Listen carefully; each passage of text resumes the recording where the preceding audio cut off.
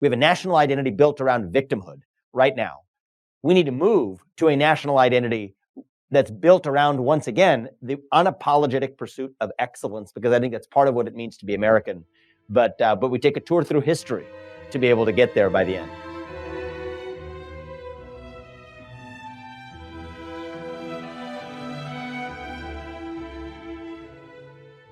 Now more than ever, it's important to support companies and organizations that share our values. Our votes are not enough. Patriot Mobile not only shares our beliefs, but does something about it. They are America's only Christian conservative wireless carrier, and they donate a portion of every dollar to organizations that fight for causes you care about. Switch to Patriot Mobile now and get free activation with promo code MATT. Switching is easy. Just go to patriotmobile.com/Matthew-Lohmeier. That's patriotmobile.com/Matthew-Lohmeier, or call their U.S.-based customer service team at 972-PATRIOT. That's 972-728-7468. Vivek Ramaswamy, welcome to the show. Hey, good to be on. We're going to talk about one of your books today, Vivek. You just came out with a new book, Nation of Victims, and my understanding is that it's a sequel to your best-selling Woke Inc. So talk to us about the differences in scope and purpose of the two books. Sure. Thanks, Matt. Appreciate that. I mean, Woke Inc. was a book about how corporate America seized on certain of these victimhood narratives, certain of these woke causes, to be able to sell more product, aggregate more power for themselves, both economic power and political power. And I called out a lot of their hypocrisies and offered a critique, both from the standpoint of capitalism and democracy, of corporate America taking on that mantle. But, one of the things I did not address in that book, at least very thoroughly, was that it takes two to tango. And on the other side of this is a totally separate problem, is a culture, a populace, an entire generation that's buying up those victimhood narratives and eating it up. The trick works for a reason. It works in part because we have a culture that demands it. And so this book goes into less corporate America and more into the national psyche. What is it about our modern national psyche, about our national identity, that causes us to want to see ourselves as victims rather than as free agents who are able to achieve whatever we want through the unapologetic pursuit of excellence? And that's the case I make in this book. We have a national identity built around victimhood right now. We need to move to a national identity that's built around, once again, the unapologetic pursuit of excellence, because I think that's part of what it means to be American. But we take a tour through history to be able to get there by the end. You mentioned identity several times there. The subtitle of your newest book is Identity Politics, The Death of Merit and the Path Back to Excellence. The implication, of course, is that there's a real connection between identity politics and the death of meritocratic institutions in this country. How does that work exactly, or explain why that's the case? Yeah, so this is something that takes a book length to explain, but I'll kind of give you a snapshot of it. I think that victimhood has become a new cultural currency in our country. So a big part of how victimhood leads to the death of merit is the incentive structure that the new victim culture sets up, that defining yourself as a member of a particular race or a particular gender identity or a particular sexual orientation is now a good way to get ahead. And one of the places where I see this firsthand is actually in the Indian American and Asian American community, Matt. I mean, my parents were immigrants. I was a first generation American growing up in an immigrant household.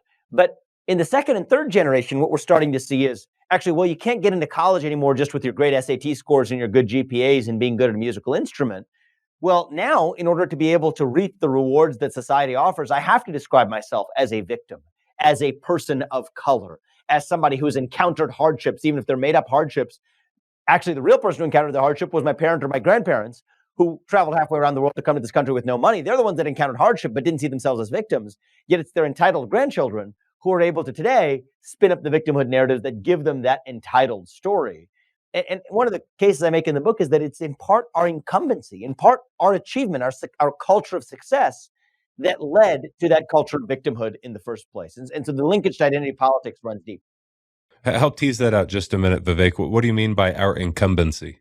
Yeah, so look, I think the cycle of history, I think when I trace Roman history, I trace a lot of other histories of both the United States and other countries, is to track the path of a nation or a society that begins as an underdog, but then achieves status as an incumbent.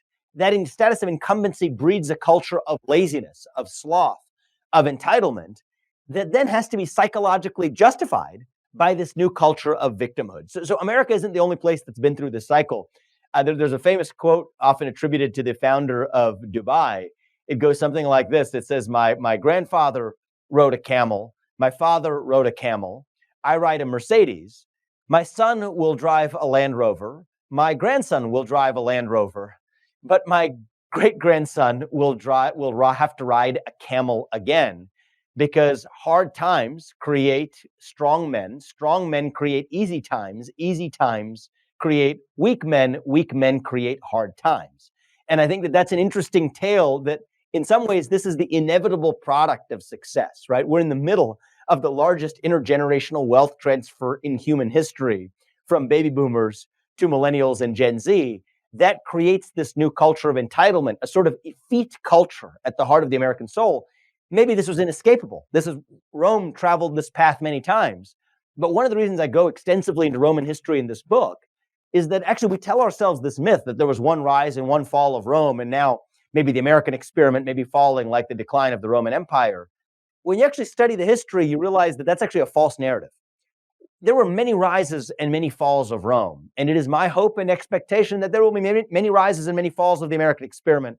I don't think we're quite done yet, but it's not going to happen automatically.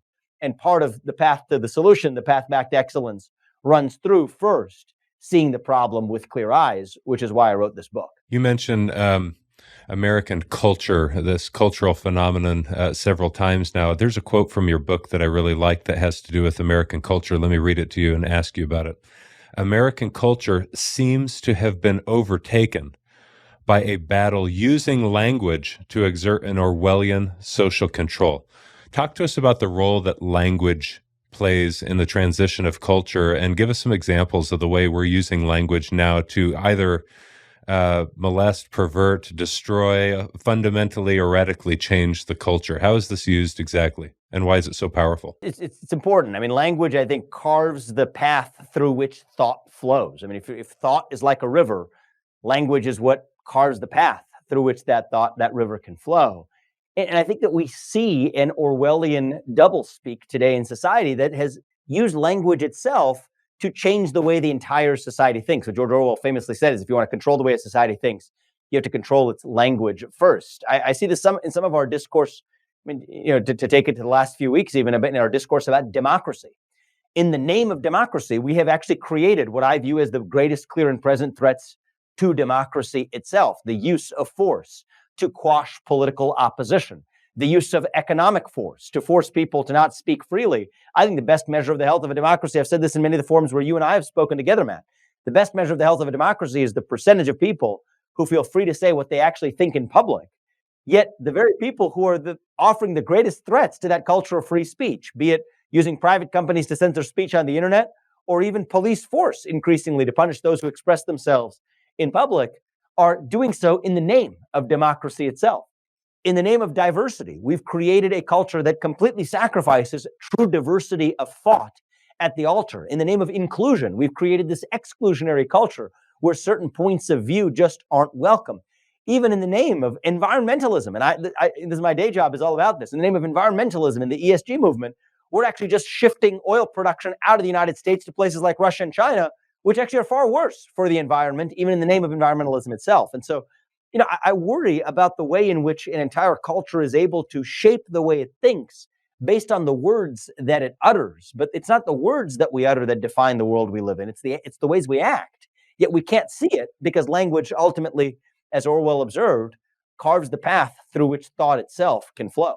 I want to revisit ESG that you've just mentioned. And I'll say first, we've gone so far, some have gone so far as to equate speech with violence. I think that's an exceptionally dangerous path. We've seen that in totalitarian regimes in the last century that have led to the revolutionary impulse. But to equate speech with violence provides some kind of supposed justification for the use of violence against those whose speech you disagree with. Exceptionally dangerous path. That's one of the things I talk about in my book. I'm glad you're addressing that in your book. Can we transition to ESG briefly? I want to ask you, and I had James Lindsay on the show a couple of months ago. I asked him this question as well, so it'll be fun for the viewer to see how your answers measure up. what is ESG? What does that stand for? What is ESG? And what is so-called shareholder capitalism? Maybe they're related, maybe they're not. And then what is Strive, your company, doing differently than other large asset managers to combat ESG? So ESG, the nomenclature, it's an acronym that stands for environmental, social, and governance factors that ought to influence the way capital is allocated, according to its proponents. So it's a philosophy that says that you have to take these additional factors into account rather than just chasing the most profitable projects. And ESG is a subset of a broader movement in our economy more broadly that you would call stakeholder capitalism. Stakeholder capitalism refers to the ideas that businesses should not just make products and services and sell them for profit, but that they should also advance other social agendas that make the world a better place. That stands in contrast to shareholder capitalism. So that's stakeholder capitalism that I just described. That stands in contrast to shareholder capitalism, which says that companies should just sell goods and services for profit and make money for their shareholders. That was the classical Milton Friedman and the Friedmanite view of the 1970s and 1980s. Now, why is this dangerous? Well, one of the ways it's dangerous is the way that Milton Friedman pointed out. If companies are focused on advancing social agendas, in addition to making products and services, they're going to be less effective in making products and services. And that reduces the size of the economic pie, which ultimately endures to everyone's loss. I agree with a lot of that. However, I think that one of the things that my longtime idol, for at least when I was younger, Milton Friedman, missed was that this is equally a threat to democracy. And by democracy, I mean lowercase d democracy, any form of Republican self-government included. This is a threat to a self-governing society and a self-governing free society because it uses economic force as a substitute for free speech and open debate in the public square as our mechanism for settling political questions. And that's my main beef with it, is that it tells the everyman that your voice doesn't matter in settling questions ranging from climate change to historical racial inequity to whatever the social or political question may be. Those are the kinds of questions that in a democratic society like that of the United States, we settle them as citizens where everyone's voice and vote counts equally. And instead, what this new perversion of American democracy, the ESG perversion, the stakeholder capitalism perversion has done is delegated those decisions to the likes of Larry Fink, the CEO of BlackRock, an asset manager managing about $10 trillion, which is nearly half the US GDP, settling those questions through force instead. Right. Okay, let me get into a lightning round of sorts, Vivek. I might ask a question and I might just say a word. So say what comes to mind here. I'll put you on the spot. World Economic Forum. Monarchy. Great Reset. The Great Uprising in Response. Okay. Do you believe in the idea of American exceptionalism? I do. And how so? What does that mean to you? Yeah, so American exceptionalism to me refers to not the exceptional nature of the geographic space that we occupy. America is a beautiful country. There's a lot of visually and geographically beautiful countries around the world. I've had the privilege and honor and opportunity of traveling many of them. But the thing that defines American exceptionalism is the idea around which America was born, America was built. We were built, a nation built around a set of ideas and ideals that brought together a polyglot, divided group of people 250 years ago. And I believe in the exceptionalism of those ideas. I believe those are the ideas that still do and will continue to give hope to the free world as we know it. That's what American exceptionalism means to me. Is it possible, given our current polarization, division, both politically, socially, culturally, and so forth, to return to a shared national agreement on the ideas and ideals of America's founding? I do. I mean, why do I say that? We've done it before. How do we get there today? I hope we don't get there through a civil war. That's one of the ways we settled it in the past. And I worry about force being the backstop for settling this question. But I think that economic hardship that's coming in the next couple of years could be one path to get there. Counterintuitively, one of the cases I make in my book, a lot of people may not like this, may make them uncomfortable, but I think the economic hardship that's likely ahead could be fortifying for our culture. In a certain sense, a lot of this division was born out of an indulgence in easy times over the last 15 years. The Federal Reserve printing money like manna from heaven falling from on high, that creates this culture of incumbency that in some ways allows us the indulgence of the identity politics that allows us to be fractured in its wake. I also think that, and I hope it doesn't come to this either, I think that China might do us that favor of reviving a meritocracy that used to define the United States, that's allowed China to actually, our culture of merit and excellence has actually leapt oceans to lift up places like China, while their Maoist culture of victimhood has quietly crept in through the back door and is infecting our culture. Well, that may come to a head. I trace a lot of Roman history, as I mentioned in the book, but one of the pieces of history I trace is the Punic Wars between Rome and Carthage. And, you frequently hear musings in modern America of, are we Rome? It's a sort of a humble brag, asking if we're in the middle of the Roman decline. I mean, Rome was an empire, if you count both Western and Eastern empires, lasted thousands of years. We should be so lucky as to be Rome. The question I ask in the book is, are we Carthage? And the thing that drew Rome and Carthage into conflict was a little island called Sicily. I wonder whether Taiwan might be the Sicily of our time. That's a separate geopolitical discussion we can have. But whether it's economic hardship, whether it's China, I do think it's likely to be hardship of some kind that regalvanizes that shared discovery, the rediscovery of our national spirit and the ideas that otherwise bind us together across our divisions. It's unfortunate that's what it probably is going to have to come to, some form of hardship. But I am optimistic that on the other side of that, we will be able to rediscover it as we have in times past. Yeah, great thoughts. Well, let me ask you two more questions, then I'll let you point people to your book. First question, do you believe capitalism is oppressive? I do not. You do not. Now I'm gonna poke at that just a second. You said in your book, we no longer live in a country that values nuance. And I know that's a broad question. You might be attacked for your answer. I think I agree with that answer, but is there any way, I'll ask it a different way, is there any way in which capitalism could understandably be perceived as oppressive? Yes. So, I mean, I thought we were in a lightning round, so I was giving you I know. my lightning responses. I set a trap. I'm sorry. Yeah. So lightning round rules aside. Look, okay. I told the story in the book about I had a complicated relationship with capitalism growing up. I mean, my dad was working at the GE plant in Evendale, Ohio, when Jack Welch took over as CEO of GE. He squeezed out profitability by massive layoffs across the entire organization. And my dad came home from work one day and said that what they said to everyone at the plant that day was that look to your left, look to your right. There will be one of you left by the end of the layoffs, and prepare accordingly.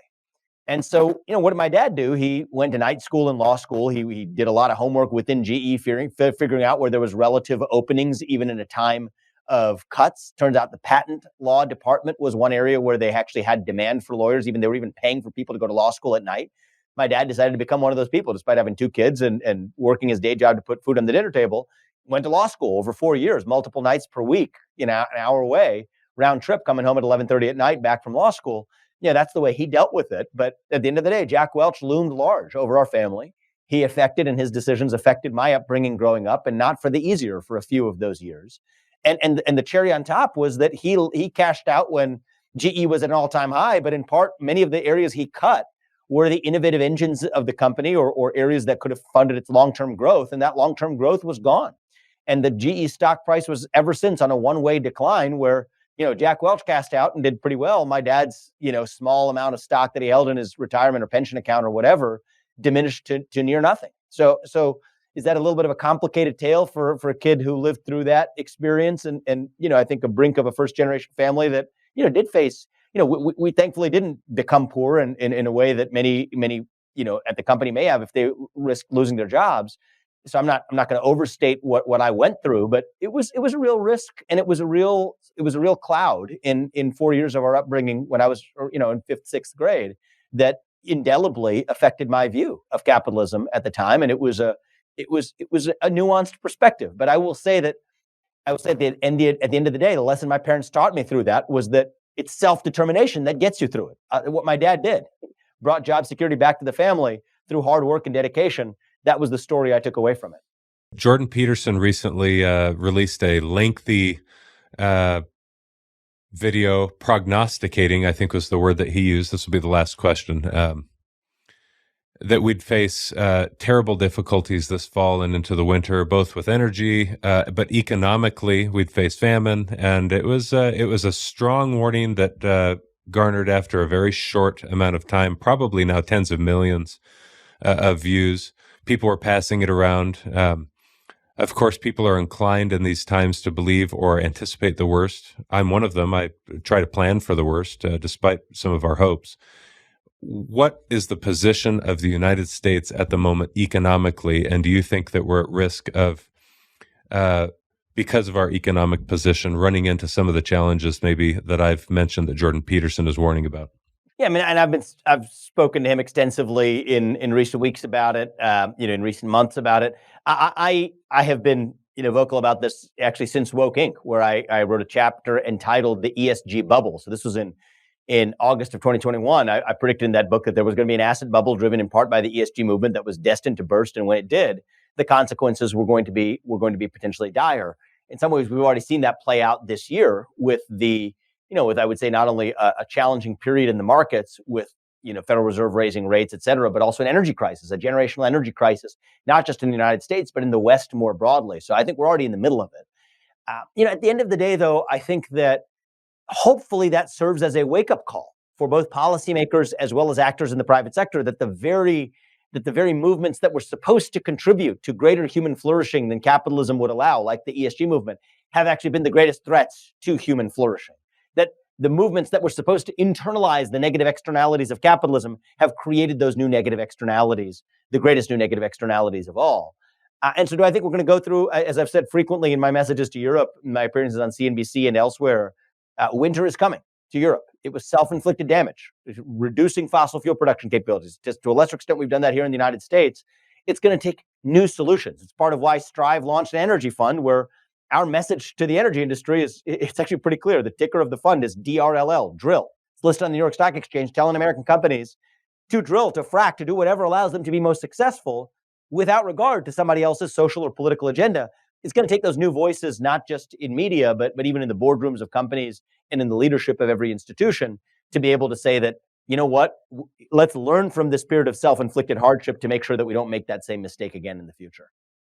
Where can people go to find your book? Where should they go? Yeah, I mean, you could probably just Google it, Amazon, Barnes and Nobles, but it's called Nation of Victims, Identity Politics, The Death of Merit, and the Path Back to Excellence. And I don't write these books, I'm not financially motivated to write these books. I've lived that portion of my life before, but I do care about starting conversations in this country that we ought to be having in the open, especially ones that transcend partisan boundaries. And, yes, I'm a conservative, but this is not a book that's for conservatives. It's a book for Americans. And for anyone, it's not for everybody. It's not for everybody in the sense that you have to really have a rich appreciation for history. Woke Inc. was more about current events. This one it takes us through a longer tour of history. But for those who care about how history can be a prism to viewing the present, I think that Nation of Victims might even be the more important book of the pair. And I'll thank you for reading it. Yeah, well, hey, an incredibly important voice in our current context. Vivek Ramaswamy, thanks for joining me. Thank you. Appreciate it.